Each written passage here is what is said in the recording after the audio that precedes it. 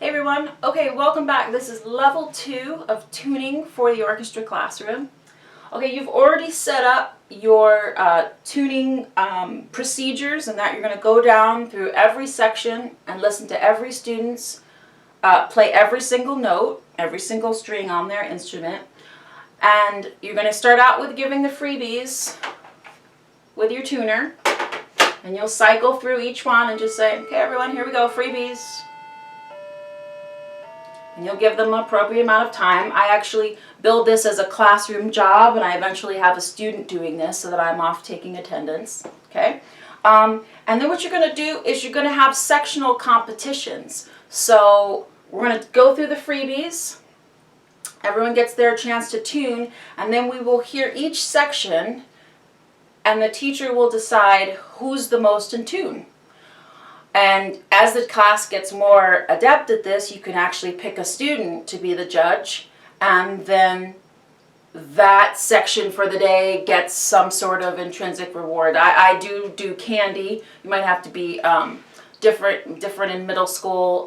If you give out, class money or things like that, you could use a group reward. That's an individual, but a group of people. And then that section gets the reward for the day because they've tuned the best. Then you can go on and you can go down and check everyone individually so that you fine tune. And again, it should only take 2 to 3 minutes to hear every single kid play every single string.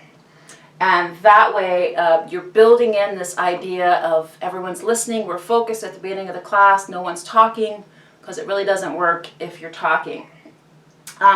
And then this is a good time, what I like to do, a preview of double stop tuning. Okay, now here's the aha moment for me, that I figured out that double stop tuning is much easier to hear how it's done if someone else is playing it. So for a very long time, I just tuned my instrument. So I do have a violin and a viola. I will break out a cello. You can't do the double stop tuning on a bass, so that doesn't apply.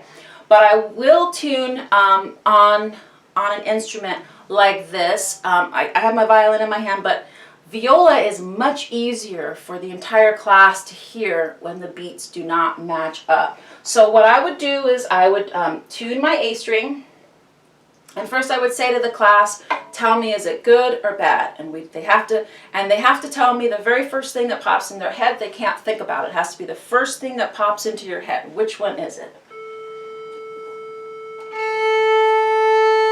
Okay, somebody might say bad, and then what I will say is raise your hand when I get there. And then a hand would go up, and they would say, oh, okay, now it's matching. Okay, that's the easy part. Then the next thing I would do is I'm going to play A and D together, and I'm going to ask that same question, good or bad? Do you hear beats? If you hear beats, it's bad. Okay, so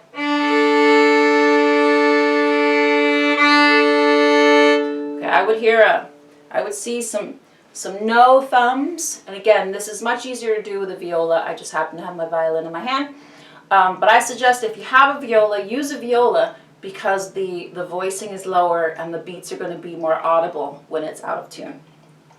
So then what I say is, okay, raise your hand when my strings are in tune.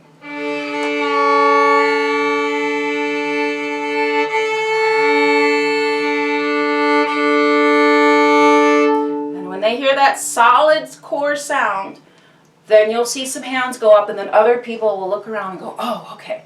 Yeah, and what happens is the people who get it teach the people who are not quite sure. And that's a great way, without making people feel self-confident, to teach them what sound is correct. Okay? So I do that for all of my strings. Good or bad? Oh, no. Okay. Raise your hand when I get there.